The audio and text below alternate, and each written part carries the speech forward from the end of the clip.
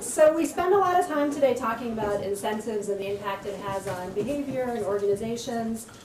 We know compensation is a big factor as part of incentives, but there's other goals and incentives at play. So this session, the idea is to get into a little bit more details of what that means and what the research shows about goals and incentives within organizations. So our two panelists will explore kind of both sides of this issue of walking the tightrope and how to balance incentives. So we'll first hear from Professor Lisa Ordoñez, who is from the Management Department at the University of Arizona, where she's also the Vice Dean since last year. Lisa, we thought, would be the perfect speaker for this because she's the principal author of a paper called Goals Gone Wild, where she'll be exploring the potential downsides of incentive setting. And then after Lisa's presentation, Marc Hodak will discuss the business perspectives of incentives within organizations. And for the last dozen years, Marc has had one foot in academia and one in the business world. He is a professor of corporate governance here at NYU and a guest lecturer at the University of St. Gallen in Switzerland, and is also the founder of Hodak Value Advisers, where he works directly with businesses, advising them on incentives and compensation. So I'm going to turn the floor over to them. Thank you. Okay. So any of you who think maybe Tucson, desert, dry, this is actually Tucson. Here's our school over here, and I live somewhere up here. So it's a beautiful town to come visit, I assure you. Okay, before I get started, let me tell you a few things. When I say goals, I mean in this particular context, performance or outcome goals. I'm not talking about something called learning or mastery goals. I'm not talking about stretch goals, although I think in this context it would make matters worse. Goals come by many different names: targets, expectations, quota, even status quo can be a goal. And as Marc will actually point out, goals are just one part of an overall incentive system. So there's much more going on in terms of incentives than just an incentive system, so it's one piece. And for those of you who don't know, which you probably do, the research on goal setting says, it's the next best thing since sliced bread, right? It gets you to increase effort, persistence, performance, and it's practically a managerial law, right? So goals are good, right? Yeah, not necessarily if you're the kid that's getting pushed here. And, the research, and to bring up my favorite title of all times of a paper, and I found the value was good, a good title. But our intention here wasn't to say goal setting is bad. Our intention was really to pull together a bunch of academic research as well as interesting kind of business anecdotes to say, hey, look, let's hit the pause button. Let's be a little careful with goals, because at that point there had been a tiny bit of information about the negative side of goal setting, but not very much, and we kind of pulled it together. So let me just give you a little background, because it kind of started off slowly, and as I was telling John that I kind of have gotten into the field of behavioral ethics kind of accidentally. I started with a paper I actually did many years ago with Marie Schweitzer and a grad student at Duma, who we were looking at goals and whether or not we can do cheating in the lab, and we did, and that was the first we could tell vividly showing that cheating with respect to goals. And then came the Goals Gone Wild paper. I thought it was over. It, by the way, turned out to be, those of you who are interested, in kind of a nasty paper fight, and my face was hot when I read the first paper. The debate was with Ed Locke and Gary Latham, who are very interesting individuals. And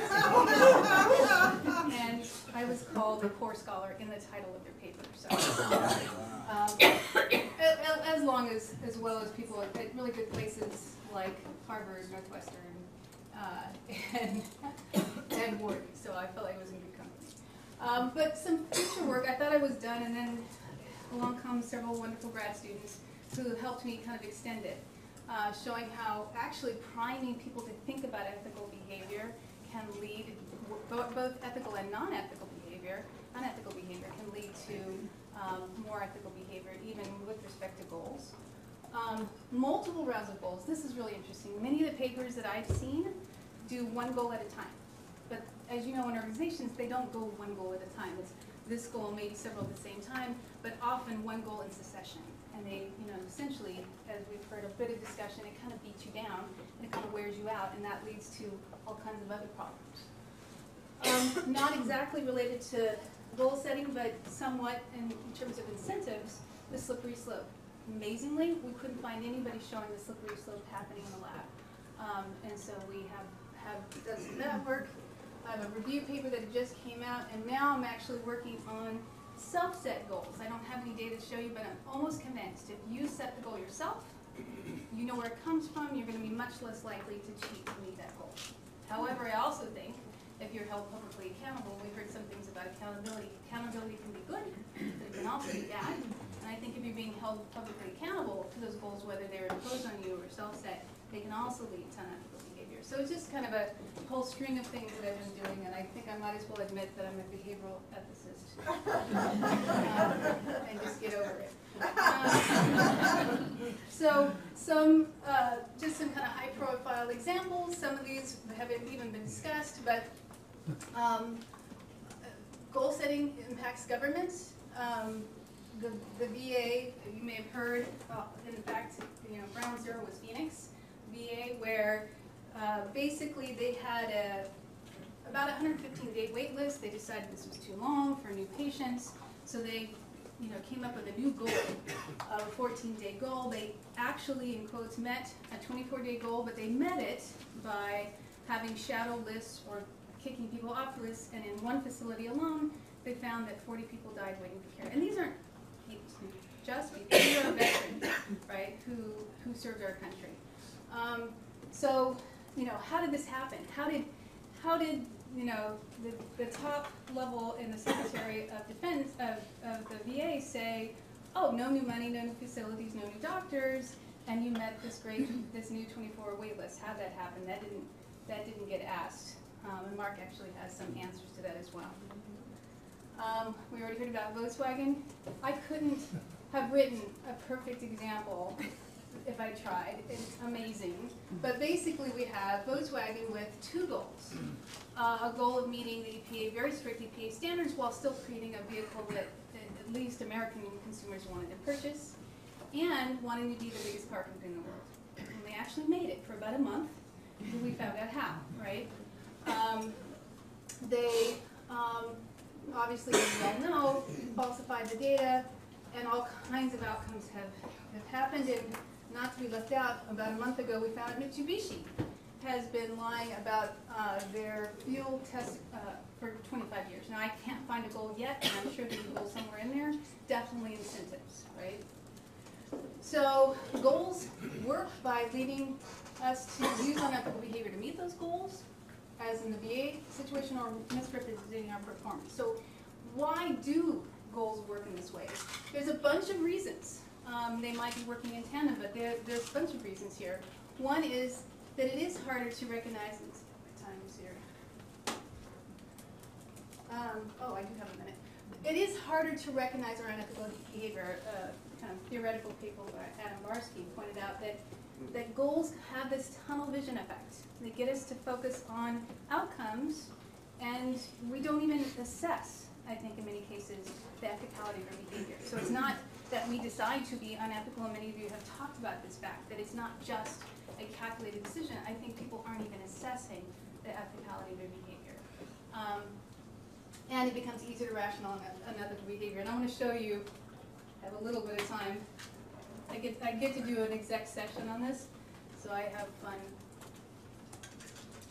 with these. I'm sorry it's on YouTube, but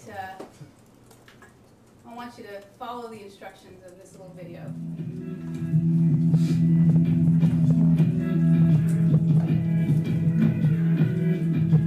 So count the times with the ball's caught.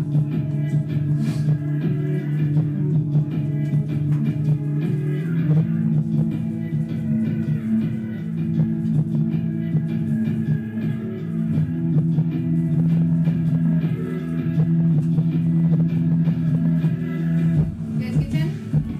Okay.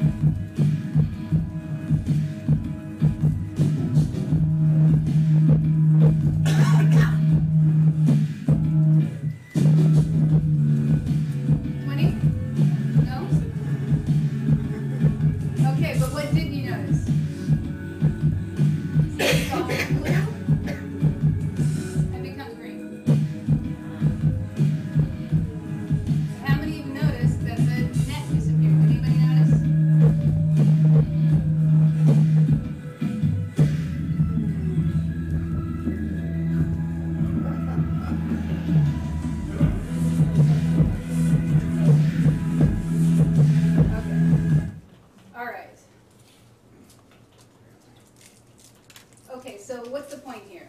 That what do goals do? They focus our attention so much so that we're not paying attention to a lot of other important things that are going on, right? They just kind of suck you in, that's why they work, right? And in fact, actually the point too, and it was mentioned that the idea that when people get tired, they're more likely to be unethical. Think about how goals work. The primary where they work is by increasing our persistence, effort, and performance. Those things tire us out. So the mere fact that we're using goals, and especially multiple goals one after another, can lead to unethical behavior. And then finally, and I won't get into too much of the details here, it was mentioned the idea of risk aversion, or loss aversion. The idea here is if you think of a reference point as a goal, when you're here in the losses domain where you haven't met your goal yet, any effort you can put in is much more important to get to the goal than afterwards. But here, you're more likely to be risk-seeking. And if you think of as cheating or unethical behavior as a risky activity, then you're more likely to see risky or unethical behavior in the presence of goals. So there's a few different reasons why. And I guess the question always becomes, then how do we stop it? Right? It's not so much, yes, it's interesting to kind of find the equivalent of ethics of the stupid human tricks, the stupid, unethical human tricks. But also, what do we do to get rid of them? And of course, there are the general things we can do in organizations, right? Monitor behavior, and then, but people hate that. It's expensive, and employees hate it. And it does kind of, as pointed out, create a sense of distrust in that environment, right? Also, of course, creating culture, ethical culture and ethical leaders. Those are, great general approaches. But what specifically about goals could we possibly do? One, and I've stolen this and I can't find the reference anymore, but treat goals as a compass and not a GPS. Goals get us to direct our behavior, and that's a good thing because there's lots of different things we can be doing. But if we think about a goal as a way of just merely directing our behavior in a general direction, and we don't have to be at a specific place at a specific time, the kind of essence of SMART goals, then we might not have some of these problems. Some of the other common things is not punishing for, don't punish for not meeting goals. That's important, as well as being really, really careful about incentives. And that sounds crazy. Why do we have goals? We incentivize them, either financially and in other ways. But these can cause real problems in organizations, so we have to be really careful. Possibly using multiple goals and not just having one people focus on one, but at the same time, we're going to pick the easiest ones and the easiest ones that count. I like to think about goal setting as management by numbers, right? That doesn't work, right? We have to know our employees, we have to know what gets them and what motivates them, and just having a number set it and forget it is not going to work. And then priming ethical considerations, some of you even talked about this, getting, putting in front of their faces all the time. It reminds people, and maybe it gets a bit boring, and maybe a bit tiring, I don't know how long it works, but reminding people maybe before activities, as someone else mentioned, would be helpful. And finally, and this was also discussed in the last session, is ask questions. Shockingly, when you find out that something did happen, no one asked the question, how might this new system cause problems? And so actually I won't go through them, but this is a table from our Goals Gone Wild piece where we actually pulled out multiple impacts of goal setting, not just unethical behavior, although that's what I've been focusing on more recently.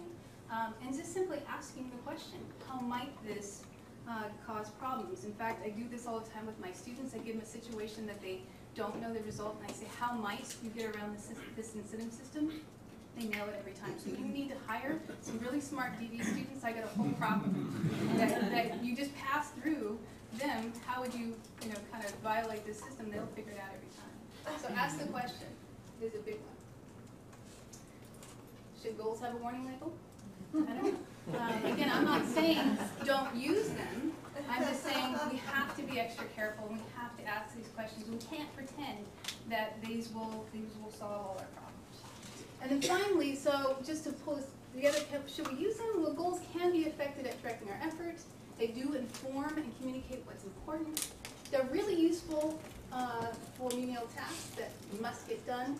they do get us started, but they don't sustain motivation. I actually love about October, I started getting phone calls from media outlets because they're getting ready for their January issue of New Year's resolutions. And they often ask me questions about personal goal setting, which has been kind of fun. Here's one result. Now, I didn't do the study. It's Ayet Bishbach in college, where goals can get you started on something like, say, a workout plan, but they don't maintain, they don't keep you motivated, so you've got to find something else. If it's working out, then you have to find a way to enjoy yourself. I put my Netflix on the wall of my treadmill so I can watch a show that I don't let myself watch except when I'm running. So I found another way. The goal doesn't keep me going, it gets me started. And they can't be the entire focus of a performance system. We have to have other ways of measuring performance. So I think my time's up. And I think we're going to open it for questions, and then we'll move on. Okay. Okay.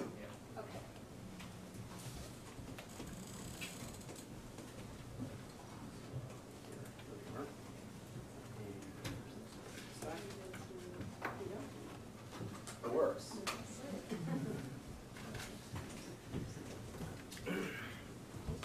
So, The Walking Dead. That's what I allow myself to watch only when I'm exercising.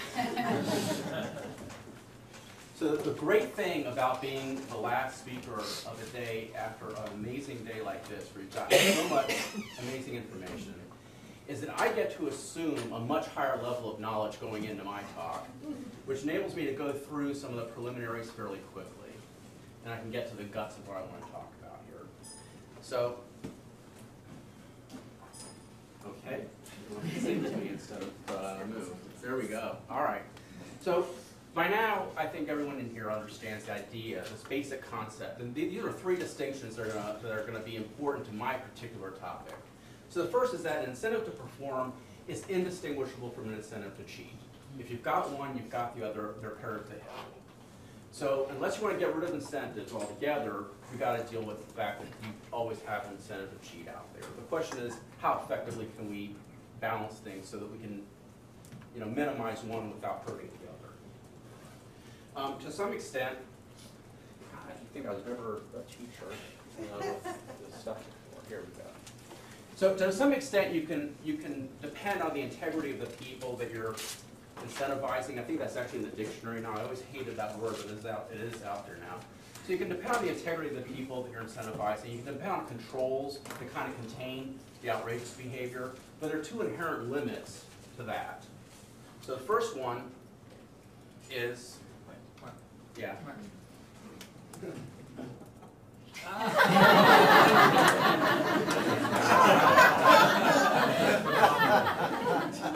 I do love that guy. He knows that. So the second, the one limiting factor of the incentive to cheat thing is that when we think about incentives, we tend to think about the formal, the financial, the consciously designed incentives. And that's what we spend a lot of focus on, the explicit goals that we've set.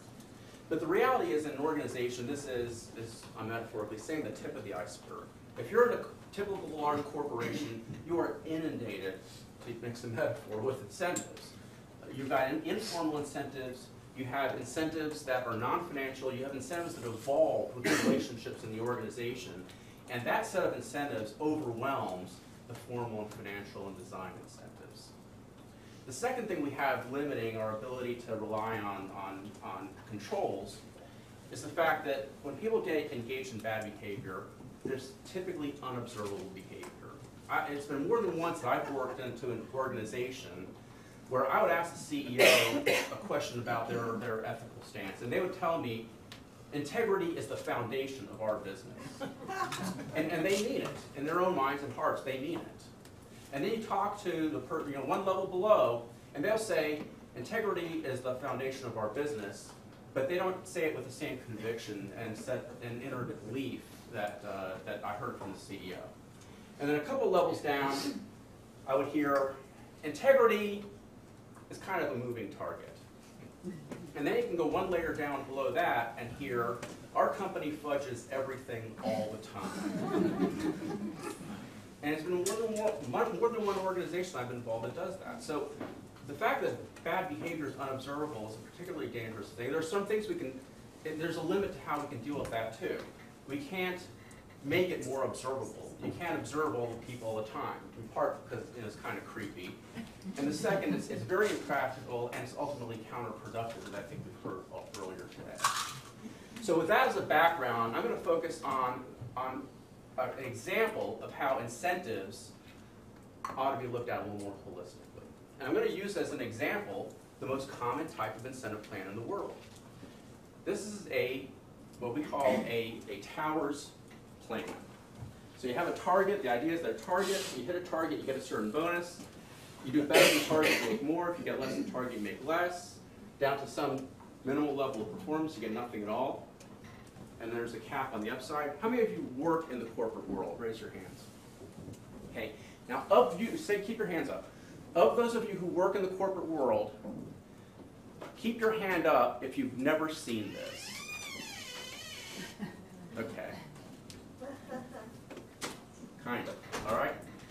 So the reality is this compensation structure, this bonus plan structure, is extraordinarily common. Almost every major corporation in the world uses some version of this.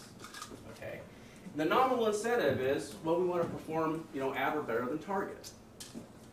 What can go wrong? Well, to begin with, you have all these problems associated with target setting. Jack Welch, when he wrote his Victory Lap book, Victory in the Gut, was talking about all these amazing things that he accomplished in 20 years to build value at GE. You may not have noticed, as I did because I was kind of looking for it, his one, I don't know if it was a regret, it was a frustration.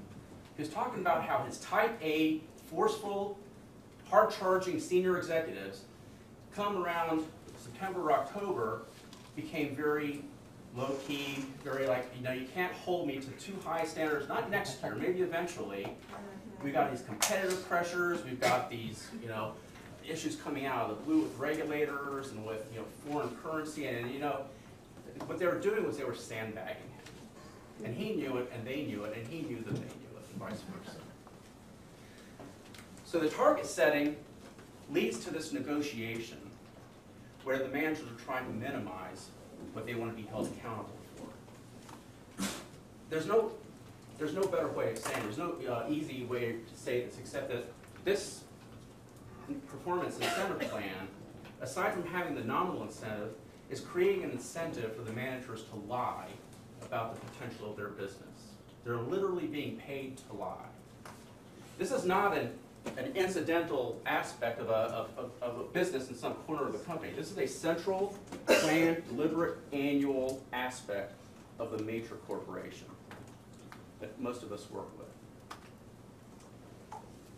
The second thing is you got these caps.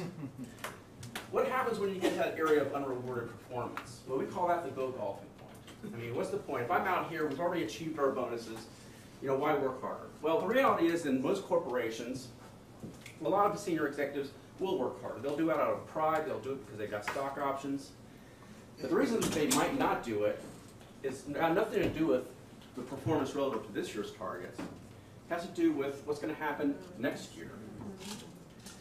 And this is why, in my experience, the performance tends to cluster around the cap when it's in the high end. And by the way, for those of you who are looking for a great research paper topic, go out there and collect the data for me, because from my anecdotal experience, I'm certain you'll find, when you look at masses of data, that there's a cluster. One of the clusters you're going to find is right up there near the cap. Now, both of those things put together are nowhere near the most dangerous part of this plan. The most dangerous part of this plan is right here at this threshold. Think about what this threshold means. If we make $1 more than the threshold, there's going to be a chunk of bonuses paid out to our organization, which could amount to hundreds of thousands or millions of dollars for the senior management team. If we fall $1 short, we get nothing. What does a management team do when they're in the shadow of this cliff? Well, this is where your channel stuffing goes on. This is where your deferred maintenance happens. This is where your accounting manipulations happen. over the last 20 years, half of all scandal, one of the classes that I teach wasn't mentioned, it's called History of Scandal. Bruce, you gotta bring it back. Half of all corporate scandals in the last couple of decades happened in that danger zone. Okay, this is the zone of governance risk. And the amazing thing is that these features are largely avoidable. I put into place plans that didn't have these cliffs and these caps, and they work perfectly well. It's worth spending just a moment asking, what did this plan replace? This plan replaced, oh, by the way, none of these behaviors are discernible to the board of directors. None of them. They're absolutely unobservable. So this plan replaced what we call a value sharing plan, where you got, from some first level of dollar profit, we're going to share the profit. It's a profit sharing plan. Beginning in 1888 with Procter & Gamble, they put something like this in place. General Motors did something like this. Newport does, and the people, Sloan and Iverson, when they wrote about the success of their companies, highlighted a plan that looked like this, where you're basically getting a share of the profit getting into a bonus pool. They highlighted that this was a pillar of their success. Where's the negotiation for the targets? It's not there. Where's the incentive to slough off costs or revenues into the next year? It's not there. There's no cliff. So if we ask ourselves, why did the Watson, the Towers plan replace this plan so completely? It happened in the 1980s. There's a great systems explanation for it. And I don't have time to get into that because I want to talk about why it's still here, why it's persistent. A large part of it has to do with what corporate America views as research. It's very different from what academics think of as research. Corporate America, 90% of what passes as research is benchmarking. It's looking at what everybody else is doing. I think that's akin to everyone copying off of everyone else's paper and expecting a reasonable outcome. And this is straight from the websites of these compensation consulting firms, how they create bonus plans. They have, line with business strategy, targets, and other play line with business strategy. These are all code words for budget-based targeting in a business, in an incentive plan. They all do it. And why they do it, again, there's a systems explanation for that. You can ask about that afterwards if you want. And by the way, the regulators aren't really helpful on this matter either. Proxy advisor standards say, ISS, one of the biggest proxy advisors, the biggest, is looking for the rigor of targets, which basically presupposes this budget negotiations, planning negotiation. GMI says we're looking for a diversity of metrics, and ISS a balance of metrics across plan. Diversity, balance. They sound great. What could be wrong with that? And ISS says, caps on. We're looking for caps on awards in relation to salary. And Glass-Lewis limits on the website. They all sound good, but they all presuppose the existence of this budget-based bonus plan. In other words, all these regulations have arisen because there's a path dependency to how these plans have evolved and how the regulations have evolved around the plans that happen to exist at the time that they came into being. By the way, some researchers at Wharton looked at the GMI overall governance ratings. GMI does ratings beyond just compensation, so does ISS. And they looked at the ratings for GMI and they said, well, if we invested in the companies that had good governance and sold the companies that had bad governance, how much money would we make? And the answer can be found in between those two lines there. In other words, the GMI standards had no significance. There's no research basis behind any of these standards. There's no rigor at all. And then they looked at the ISS standards. They said, okay, if we bought the ISS companies that they called good and we sold ISS companies that we called bad, what would we make here? And yeah, some of you recognize that the number would be negative. The bad governance companies outperform the good governance companies. It's not because bad governance is better than good governance. Good governance is better than bad governance. And good governance is worth something to everybody. It's just the way that their standards were formulated. They're not reflecting that.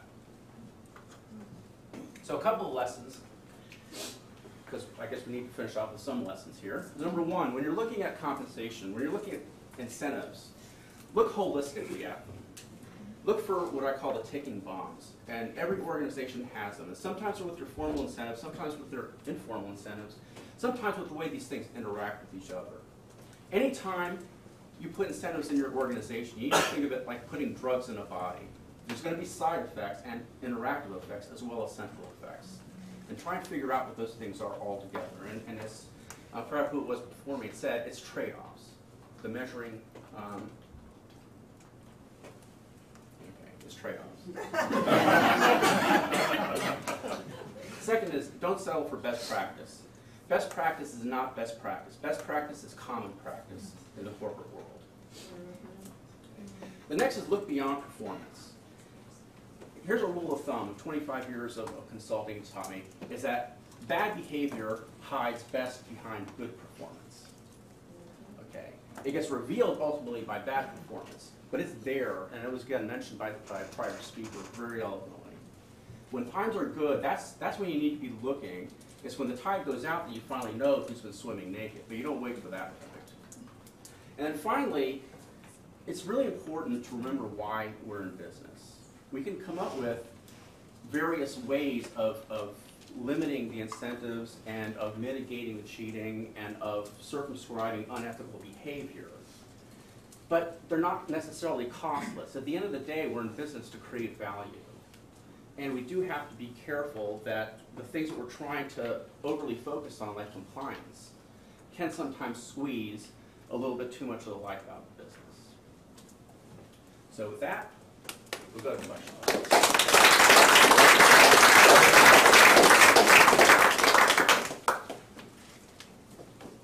Okay, I guess we'll just take it and you can field the point I'm wherever going you to ask want. the question you said we could ask, because I really wanted to know the answer, which is what's the system's story behind?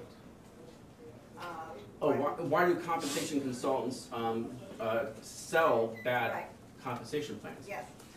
There's a couple of reasons. The first reason is because corporations are conservative creatures, and boards of directors that run them are conservative creatures, and they're much more comfortable with what they already have and what they see around them than with going away from the norm. Now, I can actually sell, after going through something similar to this, I can sell value sharing plans maybe half the time to my clients, and I'm one consultant out of a lot who, my plans will survive for 2 or 3 or 4 or 5 years, and then they're going to find somebody else who's going to bring them right back to a budget-based bonus plan. So part of it is conservatism.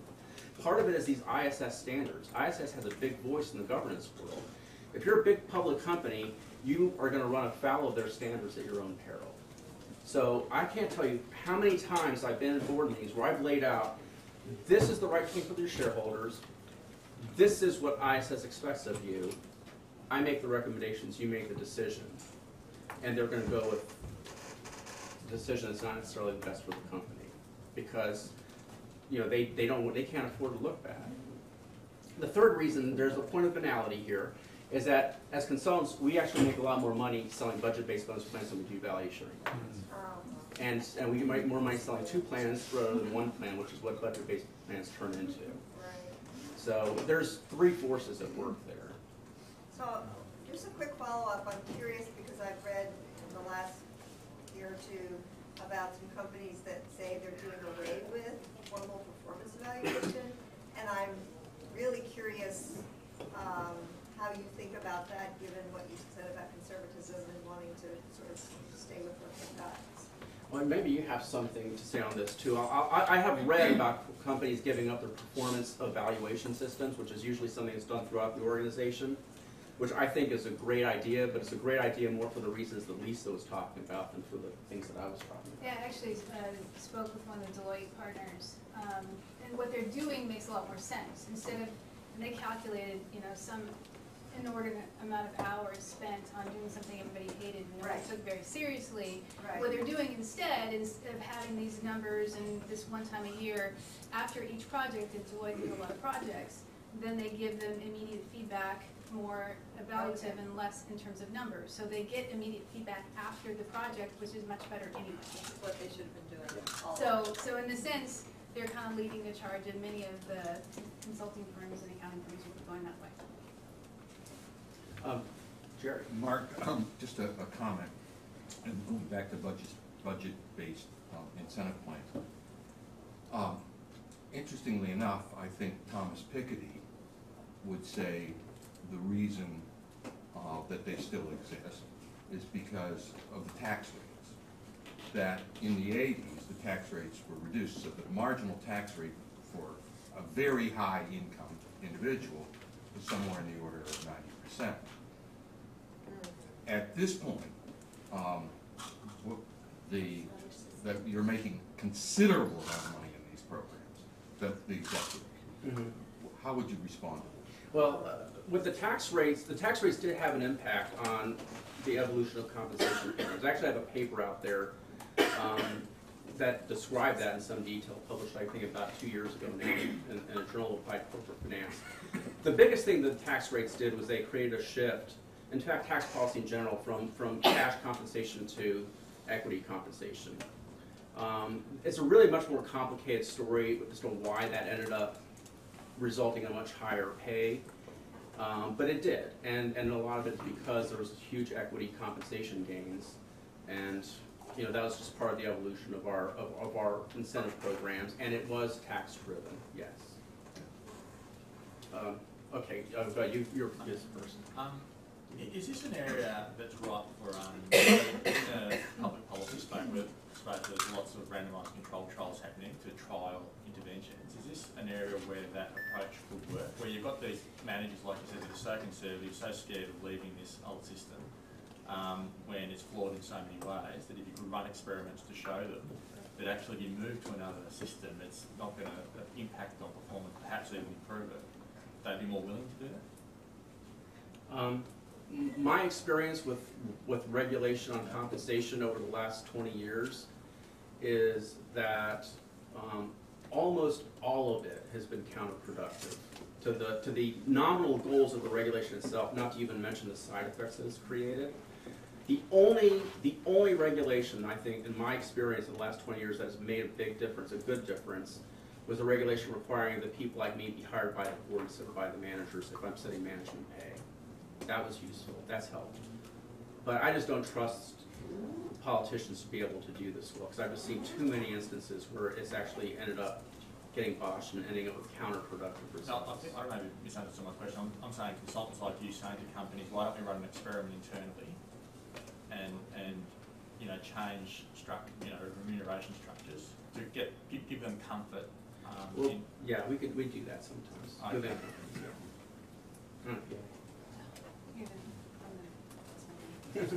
Okay. Yeah, what are your thoughts about tying ethics to goals and incentives? Because that's a big debate, I think, going on right now. Yeah, I mean, like a ethical bonus or something? Yeah, exactly. Tying ethical performance compensation in some shape or form. Well, I mean, I think, just kind of digesting everything from today, I think our best bet is creating a context. Rather than setting an incentive system, create a context in which ethical behavior is more likely. So I think our energies are best spent on developing. In fact, one of the questions I had is, for you was, how would we, from a ground up, develop an incentive system that might be impervious as best as possible? I mean, even a pay for performance has its own issues. So, so I just think taking our time and being very careful about the types of things we motivate is better than creating yet another bonus that cause. Actually, at some level, if you think about what is the new law with whistleblowers, you actually get a bonus for whistleblowing. That's caused problems too, Yeah. right? You have people whistleblowing on things that didn't occur. Should you get a bonus? So I think you get problems anyway. So. Let me offer a parallel piece of data for you. We all heard about the CEO of Massey Energy got sent to jail in April because there were deaths on mines. And one thing that I thought was just fascinating about that episode was noticing that in the mining and chemicals industry, some companies actually had bonuses for safety and some companies didn't. And the research was pretty clear. The companies that did not have bonuses for safety had better safety records than the companies that did have bonuses for safety.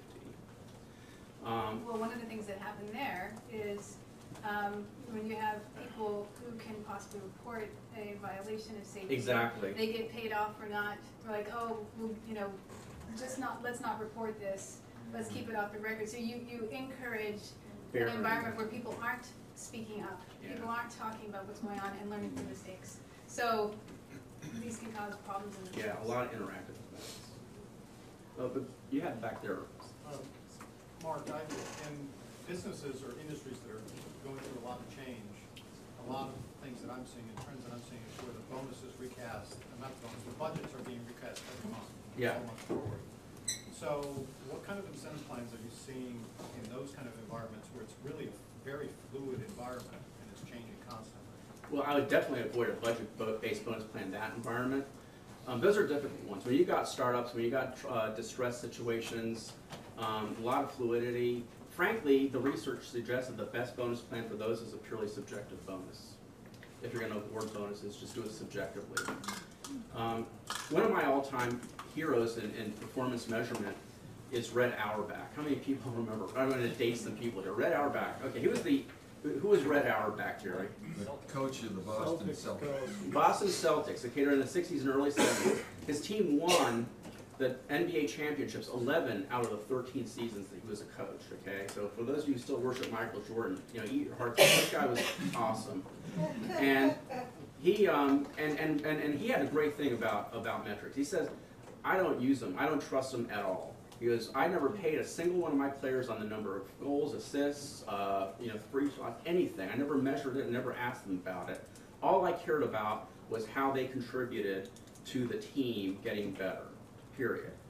And it was reflected in their stats. The Celtics, in that 13-year period, the 11 years that they won the championship, they didn't have a top 10 scorer in 7 of those 11 seasons. Not even a top 10. They never had a top scorer in any of the seasons they won the championships. And I think that what that reflects is that if you've got a coherent idea about what creates value, or in his case, wins basketball games, you focus on all the intangibles. You're putting them all together in that framework. In this case, it was whoever gets the best shot should take the shot, and the rest of the team should be setting up that best shot and preventing the other team from getting it. That's the framework that you worked on. And you can't measure that. You don't have numbers you can put to those things. The difference between the Boston Celtics and a typical business is he could see what he could see on the court. And it would be very different if he was trying to run a basketball team from behind a curtain getting printouts of what everybody was doing. That's a lot more of what it's like to run a business. So we don't really have a choice but to engage in metrics in some way. But it's a great cautionary tale about the value of metrics, and especially in fluid situations. You really just have to at some point just abandon them and say, you know what, we're gonna use our judgment about whether or not this management is doing what it needs to do here. There's not to get political, but Hillary Clinton and some people in the investment community suggest that we need longer-term incentives, and that we ought to tax long-term patient capital less. Because at some level, if we look at the long term, all interests are aligned. I'd be curious about your thoughts. Would it make business any more trustworthy if capital was sort of encouraged to take the long view? There's a lot of systems thinking behind what goes into answering that. Let me start off by saying that the system is the way it is today because there are a lot of forces that make it the way it is. It's not just incentives, it's earnings, regulations, Reg FD, Reg SK, how corporations respond to that. There was a great citation for the Graham Harvey Ratchkeval paper talking about how managers interact with earnings targets, earnings guidance, earnings announcements. In theory, the answer is yes. But knowing what I know about the whole world of how managers respond to the regulations and the earnings and the incentives that are in place, I can't see how you can get from here to there with any set of laws, let alone the kind of laws that are likely to come out of, frankly, either a Hillary or a Donald administration. Not to get political. Okay,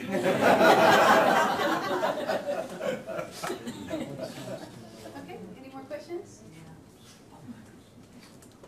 I remember hearing somewhere, I believe it was a business school from Kellogg professor who talked about this, that the incentive system could only work if, I guess, overall the whole system in a company puts people, to put their skin in the game. So whatever they get in terms of bonus and incentives has to really reflect the stocks of the company or the real performance. And I think a lot of times it's divorced. They get big bonuses even though the company doesn't do well, and that's just a complete disconnect. Right. So many of these profit sharing plans may not directly relate to the behaviors, and you have that Right. disconnection. You're not going to get the type of motivation you want. And in fact, ultimately, if we could do this, the best type of motivation is intrinsic motivation. Can we get people to like to do what they're doing, regardless of the pay structure? It's easier said than done, but there are many organizations that do work on getting people to like what they're doing, and yeah, they get paid well for it, and they keep going. So ultimately, we heard a bit of discussion about that here today too. Yeah. Is the ultimate. Can we get people to want to do what they're doing and enjoy it and keep doing it? Yeah. We have time for any more questions? No, 14 seconds. 14 seconds. Quick one there, last one. Mr. Askew. Yes, Mark, are you aware of Tony Say's experiment with non-management in Las Vegas with Zappos? Holacracy? Oh, yeah. Okay, describe it further. Well, basically, In 14 seconds. I don't believe it can happen, but he's basically trying to eliminate management totally, and it's kind of a utopian sort of pre-Edenic sort of communist approach to capitalism, as far as I can tell. But basically, I mean, he's always had this, I don't know, a communal sort of ethical approach to business. But well, if you don't know about it, you can't answer. I mean, Well, are you talking about, so for instance, Zappos, I know one of the things they Right. tell their call center operators is solve the problem. Not do it in, on average, 4 minutes, not do it with this script, solve the problem. It gets people, kind of enjoying their job and wanting to do the job. That's not what you're talking about. No, that's in his book. But no, it's about a bridge beyond. well, okay, I hate to have the last word. I'm leaving, but I'll finish off by saying one of the areas of my research happens to be utopian societies, which I'm a couple books behind on. I know. So there were actually hundreds. Most people don't realize there were hundreds of utopian experiments in 19th century America. Hundreds of them. I mean, they tried everything in terms of organizational. Many of them were communistic, some of them were theocratic, some of them were hyper-individualistic. They were all over the spectrum, hundreds of them. All of them failed. Except one society, or two societies actually persisted to the 21st century. The Old Order Amish and the Hutterites, which, Lancaster and, rural South Dakota are quaint places. I don't think anybody would refer them as utopian. But my answer, I have a lot of skepticism about utopian experiments. So that's all I can say.